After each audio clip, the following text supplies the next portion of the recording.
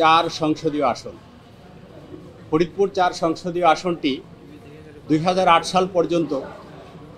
চরভদ্রাসন এবং সদরপুর দুটি উপজেলা নিয়ে গঠিত ছিল, কিন্তু 2008 সালে নির্বাচন কমিশন একটি সিদ্ধান্ত দিয়ে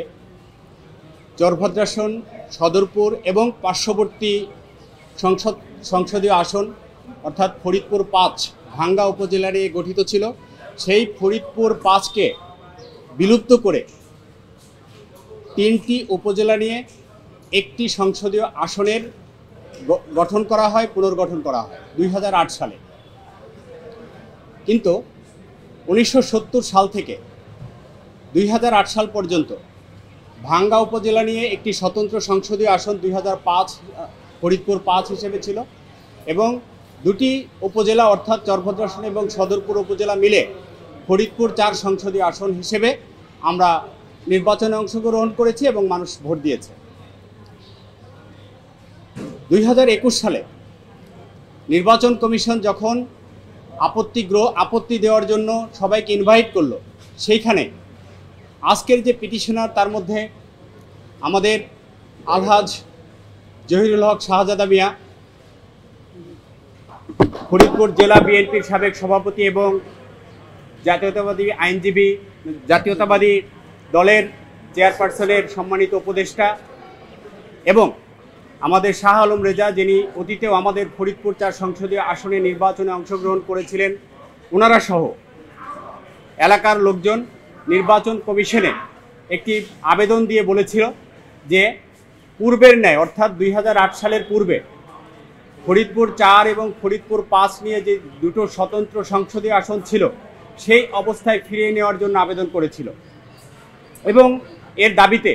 আমাদের চরভদ্রাসন, সদরপুর তথা ভাঙ্গা উপজেলায় সাধারণ মানুষ অনেক মানববন্ধন আন্দোলন করেছিল। কিন্তু এই বিষয়টি নির্বাচন কমিশন সম্পূর্ণ অগ্রাহ্য করে তারা আমাদের যে বিদ্যমান আইন রয়েছে 2021 সালের, অর্থাৎ ভৌগোলিক অখণ্ডতা, প্রশাসনিক সুবিধা অসুবিধা এবং একই সাথে জনগণের ভারসাম্য সব কিছু বিবেচনা করে যে সিদ্ধান্ত নেওয়ার কথা, সেটি ওনারা বিবেচনায় না নিয়ে একটি মন গড়া সিদ্ধান্ত দিয়ে ফরিদপুর 4 আসনকে 3টি উপজেলার সমন্বয়ে ঘোষণা করেছেন। এবং একই সাথে আপনারা জানেন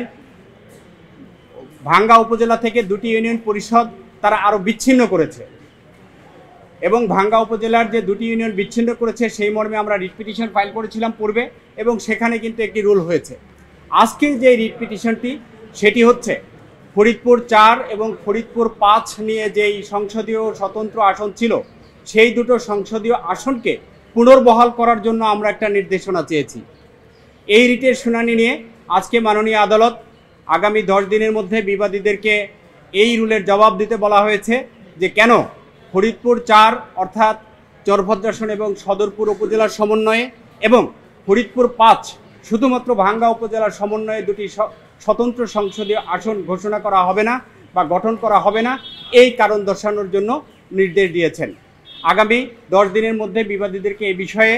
জবাব দিতে বলা হয়েছে। আজকের যে রিট পিটিশনটি এটি আমাদের ফরিদপুর 4 আসনের সংসদীয় আসনের অর্থাৎ 3টি উপজেলার প্রত্যেকটি মানুষের হৃদয়ের এক্সপ্রেশন, তাদের ব্যথা বেদনা মর্মব্যথা আমরা এই রিটে তুলে ধরেছি। এবং আদালতে একটি বিষয় আমাদেরকে প্রশ্ন করেছেন যে